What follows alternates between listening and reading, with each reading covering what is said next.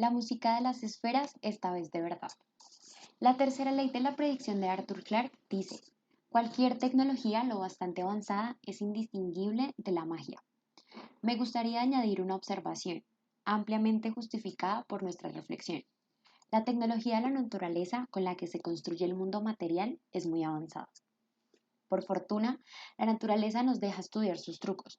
Prestando mucha atención, nosotros mismos nos volvemos magos. Hipótesis escandalosas. En el mundo cuántico de los átomos y la luz, la naturaleza nos obsequia con un espectáculo de proezas extrañas y aparentemente imposibles. Dos de esas proezas parecían, cuando se descubrieron, especialmente imposibles. La historia temprana de la teoría cuántica es complicada.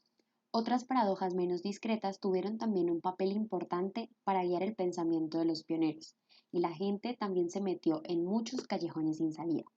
Aquí he esbozado una historia clara y relativamente simple que es una idealización extrema de la historia real. En la historia, a diferencia de lo que ocurre con la estructura profunda de la naturaleza, lo real y lo ideal difieren enormemente. Un sabio maestro, el padre Jim Molly, de la Compañía de Jesús, me obsequió esta valiosa perla. Es más santo pedir perdón que pedir permiso. Una se refiere a la luz, la otra a los átomos. La luz viene en paquetes. Esto se demuestra por el efecto fotoeléctrico, como trataremos en un momento. Fue una conmoción para los físicos. Después de que la teoría electromagnética de Maxwell sobre la luz fuera confirmada por los experimentos de Hertz y luego por muchos otros, los físicos pensaban que habían entendido lo que era la luz, a saber, que la luz es una onda electromagnética, pero las ondas electromagnéticas son continuas. Los átomos tienen partes, pero son perfectamente rígidos. Los electrones fueron claramente identificados en 1897 por J. J. Thomson. Los hechos más básicos sobre los átomos se elucidaron en los siguientes 15 años más o menos. En concreto, los átomos consisten en minúsculos núcleos que contienen casi toda la masa y toda su carga positiva, rodeados de los suficientes electrones con carga negativa para que el conjunto sea neutro. Los átomos vienen en diferentes tamaños, según el elemento químico, pero todos están en el rango de 10 a la menos 8 centímetros, una unidad de longitud llamada Armstrong. Los núcleos atómicos, sin embargo, son 100.000 veces más pequeños. La paradoja, ¿cómo puede ser estable una estructura semejante? Porque los electrones simplemente no sucumben a la fuerza atractiva del núcleo y caen sobre él. Estos hechos paradójicos condujeron a Einstein y a Bohr, respectivamente, a proponer unas hipótesis escandalosas y medio correctas que sirvieron como puntos de apoyo en el empinado ascenso a la teoría cuántica moderna. El efecto fotoeléctrico consiste en que, cuando haces que brille la luz, o mejor aún, la radiación ultravioleta, sobre los materiales adecuados, estos emiten electrones. Los paneles solares, que convierten la luz en electricidad, explotan ese efecto. La idea de que la luz pueda acelerar a los electrones, incrementar su energía y tal vez, ocasionalmente, hacerles soltar de los átomos no es sorprendente en sí misma. Los campos eléctricos de la luz deberían hacer cosas de ese tipo. Lo chocante era la forma en que ocurría. Podrías esperar que la energía se tomara un tiempo para irse acumulando, de manera que, bajando la intensidad de la luz, no hallarías al principio electrones salientes. Pero, en vez de eso, el efecto se enciende de forma inmediata. También podrías esperar que la frecuencia de la luz, es decir, su color espectral, fuera menos importante que su fuerza o brillo. Y en vez de eso, lo que encuentras es que los colores espectrales cercanos al extremo rojo del espectro son inútiles. Si la luz es demasiado rojiza, se liberan pocos electrones por muy brillante que sea la luz que incide en el material. Einstein explicó estos efectos y otros con su hipótesis del fotón. Según esa hipótesis, la luz viene en unidades, los fotones, que no pueden descomponerse en nada más pequeño. La cantidad de energía en una unidad mínima o cuanto de la luz es proporcional a la frecuencia de la luz. Así, los fotones del extremo azul del espectro tienen cerca del doble de energía que los fotones del extremo rojo, y los fotones ultravioletas tienen aún más. La hipótesis del fotón da una explicación simple y cualitativa a los elementos paradójicos del efecto fotoeléctrico. Como cada fotón suministra o bien toda su energía o bien ninguna, no hace falta ninguna acumulación gradual ni un tiempo de arranque. Como los fotones rojizos suministran menos energía, son menos efectivos. Y si no tienen bastante energía para liberar un electrón, simplemente no lo hacen. La hipótesis del fotón de Einstein no era parte de un gran sistema, como las ecuaciones de Maxwell o la mecánica celeste de Newton. De hecho, contradecía esencialmente lo que parecía ser la implicación directa de las ecuaciones de Maxwell. Explicaba algunos hechos a costa de socavar el marco existente y de gran éxito que explicaban muchos otros. Era escandalosa. Al nominar a Einstein para la Academia Prusiana de las Ciencias en 1913, Planck escribió: el hecho de que alguna vez pueda haber errado el tiro con sus especulaciones, como por ejemplo con su hipótesis de que los cuantos de luz no se les puede echar demasiado en cara, no se le puede echar demasiado en cara. Realmente, porque no es posible introducir ideas realmente nuevas, incluso en las ciencias exactas, sin arriesgarse de vez en cuando. Einstein había introducido los cuantos de luz, o lo que ahora llamamos fotones, en 1905, 8 años antes. 8 años más tarde, en 1921, cuando recibió el premio Nobel, fue el trabajo de Einstein sobre los cuantos de luz el que fue citado específicamente. Para entonces había demostrado su valor. Para abordar nuestra segunda paradoja, la paradoja de los átomos estables y rígidos, Niels Bohr introdujo la idea de que los átomos solo pueden existir en estados estacionarios. En la mecánica clásica, las posibles órbitas abarcan un continuo, como vimos en la montaña de Newton. Bohr propuso que, en un átomo, los electrones orbitan alrededor del núcleo, atados a él por fuerzas eléctricas, pero que solo un subconjunto discreto de órbitas es posible. Para el átomo más simple, el hidrógeno, propuso una regla simple y precisa para identificar cuáles eran esas órbitas. Para expertos, el requisito es que la integral del momento, ponderada por la longitud, la llamada integral de acción, tomada sobre la órbita, tiene que ser un número entero de veces la constante de Planck. Cuando un electrón sigue una de las órbitas permitidas, decimos que el átomo está en estado estacionario. El electrón permanece en esa órbita concreta mientras no le golpees con demasiada fuerza, porque las otras posibles órbitas son todas muy diferentes, y un golpecito con el codo no basta para llevarlo allí. Por último, los átomos no se colapsan porque todas las órbitas permitidas mantienen a los electrones a una distancia segura del núcleo.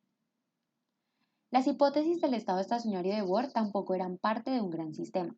De hecho, contradecía lo que parecía ser la implicación directa de una teoría de gran éxito, la mecánica de Newton. ¿Quién era Bohr para decir a los electrones dónde podían estar o no?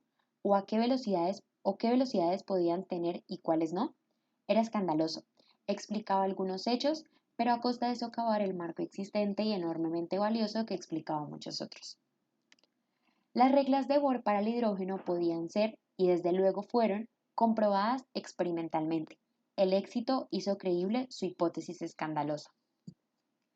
Tanto Einstein como Bohr eran muy conscientes de lo que estaban haciendo y de lo que no estaban haciendo al proponer sus hipótesis escandalosas. No estaban proponiendo unas teorías del todo coherentes, ni siquiera grandes síntesis al estilo de la mecánica celeste de Newton o el electromagnetismo de Maxwell. Más bien, en el espíritu explorador de Pitágoras o del trabajo de Newton sobre la luz o el de Maxwell sobre la percepción, estaban simplemente identificando unos patrones llamativos de hechos que podían encontrar una explicación más profunda en el futuro. Una parte importante de la buena estrategia científica es distinguir entre áreas de problema que pueden estar listas para una gran síntesis y áreas de problemas donde un enfoque oportunista dará más frutos. Una teoría de algo exitosa puede ser más valiosa que una teoría del todo tentativa. La forma más alta de musicalidad. Los átomos de cierto tipo, por ejemplo, átomos de hidrógeno, absorben ciertos colores de la luz espectral de manera mucho más eficaz que otros. Más en general, absorben ondas electromagnéticas de ciertas frecuencias de manera mucho más eficaz que otras. Los mismos átomos, cuando se calientan, emiten la mayoría de su radiación en esos mismos colores espectrales. El patrón de colores preferidos es diferente para distintas clases de átomos y forma una especie de huella dactilar por la cual podemos identificarlos. El patrón de colores preferidos de un átomo se llama espectro. En el modelo atómico, Bohr postuló que los electrones de un átomo solo pueden existir en un conjunto discreto de estados estacionarios. Los posibles valores de la energía del electrón entonces también forman un conjunto discreto. Y aquí cómo conectó Bohr esa idea con la realidad, mediante otra hipótesis escandalosa. Asumió que, además de sus movimientos regulares permitidos en los estados estacionarios, un electrón podía dar en ocasiones un salto cuántico entre un estado estacionario y otro. ¿Por qué?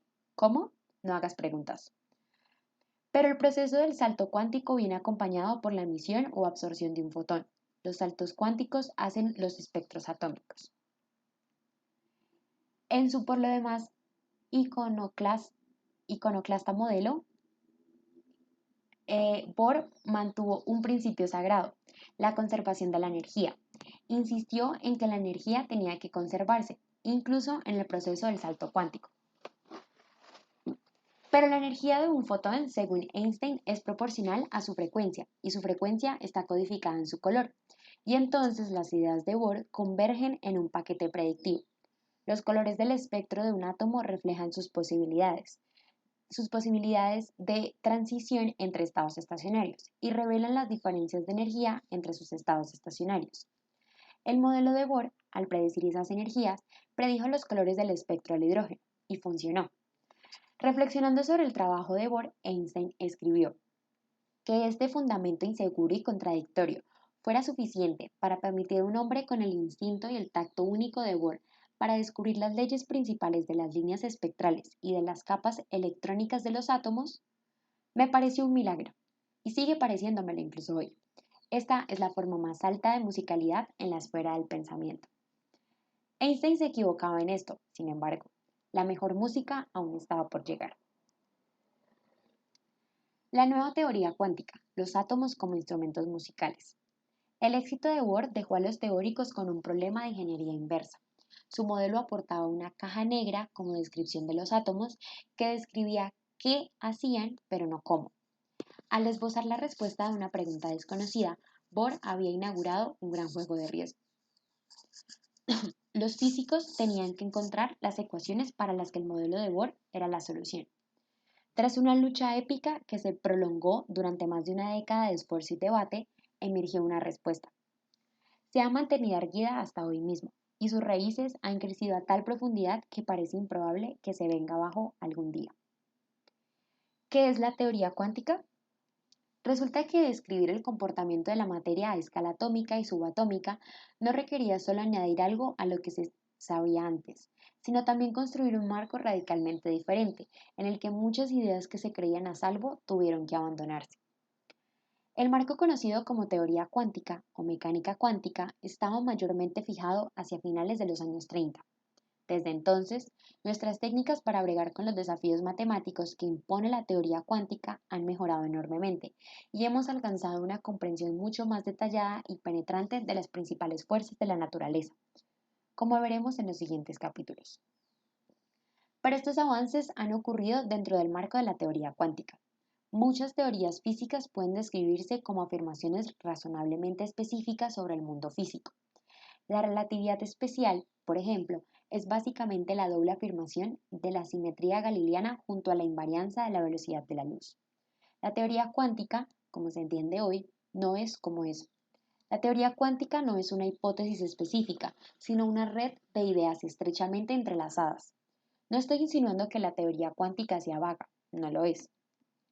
Con raras y por lo general transitorias excepciones, cuando se enfrentan con cualquier problema físico concreto, todos los profesionales competentes de la mecánica cuántica coinciden sobre lo que significa abordar ese problema usando la teoría cuántica. Pero pocos, si es que hay alguno, podrán decir exactamente qué suposiciones han hecho para llegar ahí. Llegar a un acuerdo con la teoría cuántica es un proceso, por el cual el trabajo te enseñará cómo hacerlo. Vamos a ello. Funciones de onda, nubes de probabilidad y complementariedad. En la descripción cuántica del mundo, los objetos fundamentales no son partículas que ocupan posiciones en el espacio, ni los fluidos de Faraday y Maxwell, sino funciones de onda. Cualquier pregunta física válida sobre un sistema físico puede responderse ocultando su función de onda. Pero la relación entre la pregunta y la respuesta no es directa. Tanto la manera en que las funciones de onda responden preguntas como las respuestas que dan tienen propiedades sorprendentes, por no decir extravagantes. Aquí me centraré en los tipos concretos de función de onda que necesitamos para describir el átomo de hidrógeno y descubrir su musicalidad. Para más información, véase Términos del arte, sobre todo las entradas Teoría cuántica y función de onda. Lo que nos interesa entonces es la función de onda que describe a un solo electrón atado por las fuerzas eléctricas a un protón minúsculo y mucho más pesado. Antes de tratar la función de onda del electrón, haremos bien en describir su nube de probabilidad. La nube de probabilidad está muy relacionada con la función de onda. La nube de probabilidad es más fácil de entender que la función de onda y su significado físico es más obvio, pero menos fundamental. Estas afirmaciones proféticas tomarán cuerpo en un momento. En la mecánica clásica, las partículas ocupan a cualquier tiempo dado alguna posición definida en el espacio. En la mecánica cuántica, la descripción de la posición de una partícula es muy diferente. Las partículas no ocupan una posición definida a cada tiempo. En vez de eso, se le asigna una nube de probabilidad que se extiende por todo el espacio.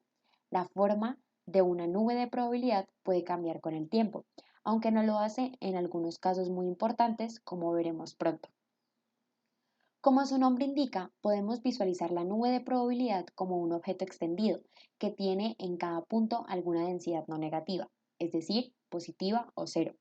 La densidad de la nube de probabilidad en un punto representa la probabilidad relativa de encontrar la partícula en ese punto. Así, es más probable encontrar la partícula donde la densidad de una nube de probabilidad es alta y menos probable encontrarla donde la densidad de la nube es baja. La mecánica cuántica no da ecuaciones simples para las nubes de probabilidad. Más bien, las nubes de probabilidad se calculan a partir de las funciones de onda. La función de onda de una partícula individual, como su nube de probabilidad, asigna una amplitud a todas las posibles posiciones de la partícula. En otras palabras, asigna un número a cada punto del espacio. La amplitud de la función de onda es un número complejo, de modo que la función de onda es una asignación de un número complejo a cada punto en el espacio. Si esto te resulta un territorio poco familiar, tal vez quieras consultar Términos del arte o simplemente interpretarlo como poesía. No nos apoyaremos en las propiedades detalladas de los números complejos, por muy bellas que sean. Para plantear preguntas, tenemos que llevar a cabo experimentos particulares que sondeen la función de onda de distintas formas. Podemos hacer, por ejemplo, experimentos que midan la posición de la partícula o experimentos que midan el momento de la partícula. Esos experimentos abordan las siguientes preguntas. ¿Dónde está la partícula? ¿Cuán rápido se mueve? ¿Cómo responde la función de onda a estas preguntas? Primero hace un procesamiento y luego te da probabilidades. Para la cuestión de la posición, el procesamiento es muy simple. Tomamos el valor o amplitud de la función de onda, un número complejo, recuerda, y elevamos su magnitud al cuadrado. Eso nos da, para cada posible posición, un número positivo o cero. Ese número es la probabilidad de encontrar la partícula en esa posición, como ya hemos visto. Para la cuestión del momento, el procesamiento es bastante más complicado y no voy a intentar describirlo en detalle. Para averiguar la probabilidad de observar cierto momento, primero tienes que hacer una media ponderada de la función de onda. La manera exacta de hacer la ponderación depende del momento en el que estés interesado y luego elevar esa media al cuadrado. Responder a esas preguntas requiere diversas formas de procesar la función de onda, que resulta ser mutuamente incompatibles. Es imposible, según la teoría cuántica, responder a ambas preguntas al mismo tiempo. No puedes hacerlo, por más que cada pregunta sea por sí misma perfectamente legítima y tenga una respuesta informativa. Si alguien descubriera cómo hacerlo de manera experimental, habría refutado la teoría cuántica, porque la teoría cuántica dice que no se puede hacer. Einstein intentó de manera insistente concebir experimentos de este tipo, pero nunca tuvo éxito y al final admitió su derrota. Tres puntos esenciales son: obtienes probabilidades, no respuestas definitivas. No obtienes acceso a la función de onda en sí misma, sino solo un vistazo a sus versiones procesadas. Responder preguntas distintas puede requerir procesar la función de onda de distintas formas. Cada uno de esos puntos plantea grandes temas. El primero plantea el asunto del determinismo. ¿Es calcular probabilidades realmente lo mejor que podemos hacer? El segundo plantea el asunto de los muchos mundos. ¿Qué describe la función de onda total cuando no estamos mirando? ¿Representa una gigantesca expansión de la realidad o no es más que una herramienta mental, nada más que un sueño? El tercero plantea el asunto de la complementariedad. Para abordar distintas preguntas debemos procesar la información de distintas maneras.